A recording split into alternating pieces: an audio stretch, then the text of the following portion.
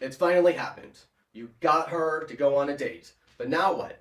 How are you going to make her like you? How are you going to find out if she's compatible with you? How are you going to have fun and build that sexual tension? Find out right now.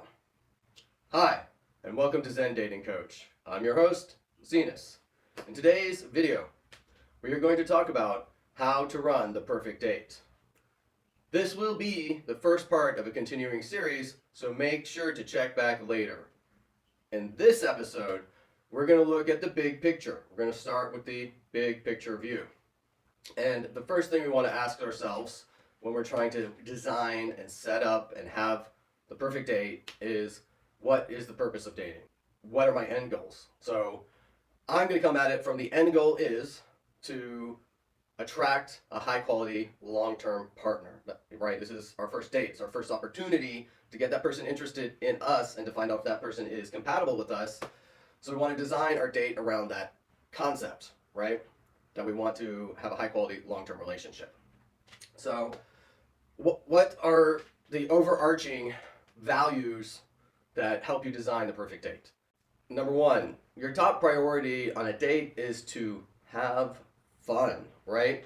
The common mistakes that people make are that they take it too seriously. They're really attracted to that person. They really, they go in, they're like, I have to impress this person. I have to look good. And they start playing a role, right? The role of the kind of person I think this guy or girl is going to be attracted to. You stop being authentic. All right. So that's a bad frame to go into a date with. It's not about impressing the other person. Okay? The other mistake people make is they think they have to impress me, right? This is not a job interview, okay? So don't treat it like a job interview. Don't treat it like an audition. Neither of those things are fun, okay? So we want to focus on our main goal when we go on a date is to have an adventure.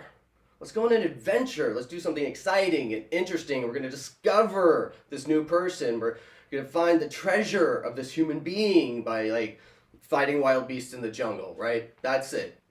Number one priority when you go on a date, have fun. Okay? Makes sense, right? The second thing you want to focus in on is being the super secret agent, right? And not in a creepy way. So, rather than playing the role of the interviewer or the role of the interrogator, you want to look at it as, number one, I'm here to have fun. But you have to find out about that person. You're deeply interested in finding out about this other human being, right? Because you're hoping that it's the first step in a long-term successful relationship. So you got to focus in on your perfect partner statement, which I will help you create if you work with me, and be able to create conversation that leads to the revelation of the information of whether they match with your perfect partner statement. And how to do that will be coming up later in more videos in this series on how to run the perfect date. So, part one, number one, have fun when you go on a date. Part two, get information. Part three, give information, right? This is reciprocity. So we want to make sure that we are sharing about ourselves authentically. Without authenticity, you cannot have intimacy. So this is where we get into the main mistake that people make going on a date is, I'm here to impress somebody, or they're here to impress me. Let go of it, man. Okay? When I say authenticity, this is what people often refer to when they say, just be yourself, okay? Which is not great advice because what does that mean, right? But what I mean is to be the best possible version of your authentic self. So, especially when we're looking at that long-term relationship, we don't want to try to attract a person by showing them untruths, right? But we do want to be the best possible version of ourselves because, we're not always, right? Like, we're human and we make mistakes. But, when you go on the date, make sure that your goal is to show the best authentic version of yourself so that that other person can get to know you authentically. And we'll talk about how to build deep rapport and share vulnerability in further episodes, so stay tuned. Number 4, build comfort. What does this mean? It means we want the person that we like, that we're interested in, that we're on a date with, to feel comfortable with us, to feel safe with us, right? And to start building that trust, right? And so we have to do things that people think that they shouldn't do on a date, such as be vulnerable, right? Share about some of your mistakes, the lessons you've learned the hard way.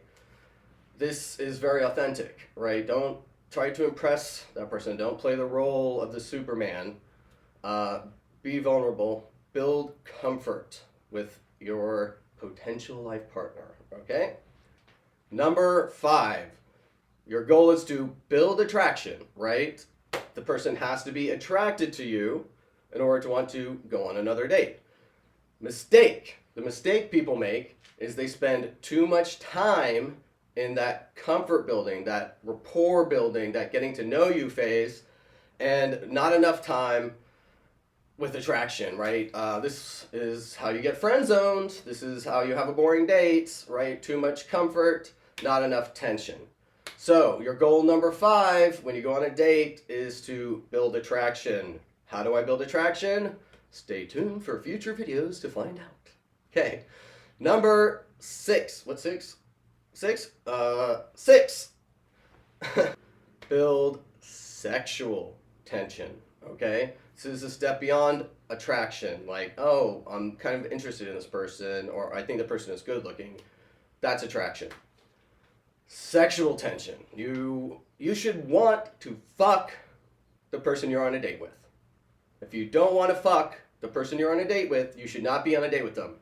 I talk about long-term relationships, but a long-term relationship is built on the basis of attraction, and that includes sexual attraction. A good long-term relationship has a lot of sex.